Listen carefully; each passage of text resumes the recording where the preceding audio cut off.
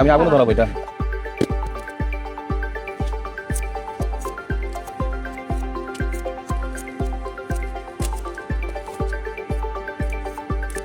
হচ্ছে যে এগুলো নষ্ট করা, এই সরকারি কোষাগারে টাকা আপনার জরিমানা না করলে আমার কোনো যায় আসে না।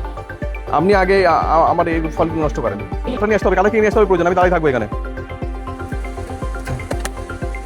তদন্ত সাহেব, আপনি যদি এইটা প্রোডাকশন যদি আজকে বন্ধ না করেন, আমি ঠিক এক সপ্তাহ পরে যদি আমরা এই প্রোডাকশন দেখি, তখন কিন্তু আমাকে সিগন্যাল ঠেকাতে পারবেন না। আমি আপনাকে কিন্তু সাবধান করে গেলাম।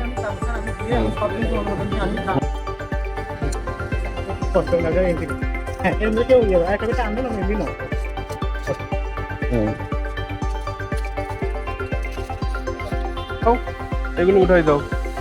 এই ফলগুলো নষ্ট করতে না পারলে তো কোনো কিছু নষ্ট হবে না। এটা লবণ বাড়ির সর্বজাতীয়, তাই তো? আচ্ছা, অনেকে স্যালাইন মনে করে যারা খাবে তাদেরকে ক্ষতিগ্রস্ত হবে না?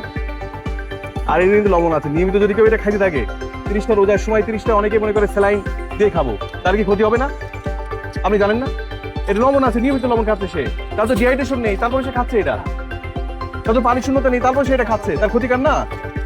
তাহলে এইভাবে কি স্যালাইন লেখা যাবে? লবণ বাড়ির শরবত লেখেন, শরবত দিয়ে ইচ্ছা সে খাবে।